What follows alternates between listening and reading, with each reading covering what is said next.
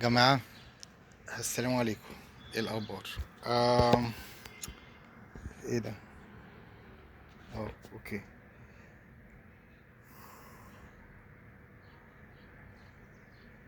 خليني اشرح بالراحة كده احنا بنفكر ازاي واحنا رايحين على فين. خلاص اظن واضح تماما في الشانل كل الكلام، المخطط البشرية واحنا ماشيين ازاي والسايكلز بتاعت النجوم والكلام ده كله خلاص شرحناه. خليني افهمكم ايه بقى الخطة اللي احنا هنحطها عشان نحل.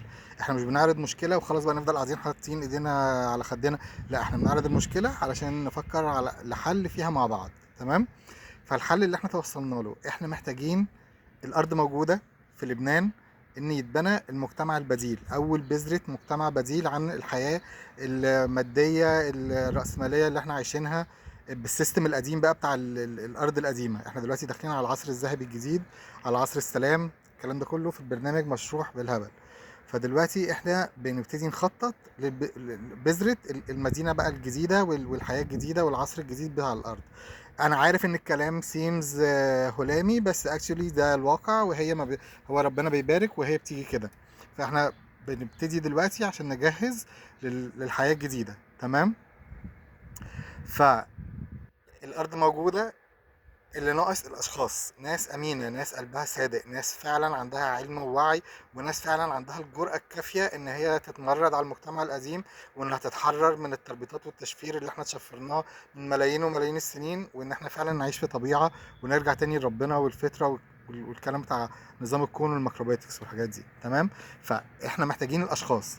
تمام. والاشخاص مش بس كلام، مش والله العظيم بحبك جدا ده انت مثلي الاعلى، على عيني وعلى راسي، حبيت بوك يور توك، اشوف فعل. كلام انفعالات بالهبل. يعني ايه انفعالات؟ يعني ايه انفعالات؟ أم زي مثلا انا بقول لك ازيك عامل ايه، والله ازيك الحمد لله، ازيك يا محمد عامل ايه، والله العظيم كويس، وانت اخبارك بقى ومش عارف ايه. ده انفعال، ده ايموشن، ده ردود افعال جاهزه. لكن مثلا قلت لك انت عامل ايه، فانت مثلا اخدت بوز، وده محمد انا فعلا دلوقتي حاسس ان انا حزين، دي اجابه صادقه، دي طالعه من قلبك. فرق بين المشاعر دي ما ينفعش حد يلومك عليها، دي مشاعرك، دي لازم تعيشها، وبين الانفعالات اللي هو الردود المحفوظه، ده مش طبيعي. فان حد يقول لي والله العظيم ده انا بحبك وبتابعك مش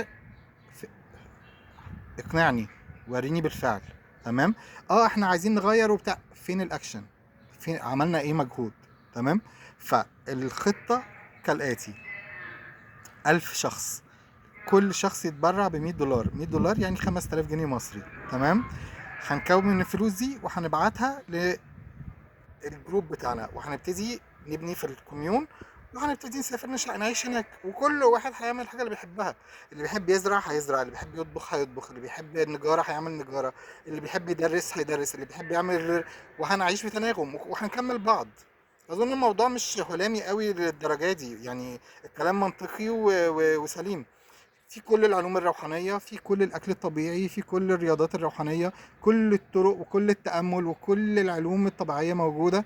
محتاجين ايه أكتر من كده؟ لا محتاجين ندفع ضرايب، ولا محتاجين نروح شغل، ولا محتاجين نصحى على مرتب، ولا الكلام ده كله محتاجينه. هنعيش في طبيعة، هنعيش في تناغم، كل اللي احنا محتاجينه موجود. مفيش أحسن من كده أعتقد. فلو حد مهتم إن يعيش الحياة دي، وريني أكشن. $100 ان شاء الله تقعد تحوش فيهم جنيه كل يوم، هستنى. بس انا عايز اشوف اكشن، وانا اول واحد. انا ظروفي صعبه الايام دي، مش هضحك عليك، بس بسعى. فنسعى مع بعض، حط النية بس، شوف البوست، البوست اللي قبل الاخير اللي انا منزله، البوست الكلام مش الفيديو. فعلا والله العظيم ثلاثة نجربها اقسم بالله. شوف ايه المتاح معاك جنيه دلوقتي، طلعه صدقة لله، بنية ان يا رب ابعت لي ال $5000، ال 5000 جنيه بتوع بشرى اهي، ان ابعت لي الفلوس دهيت، وربنا هياخد الجنيه ده هيربي الصدقات وهيرجعها لك اضعاف مضاعفه. بس حط خليك صادق، خليكي صادقه. تمام.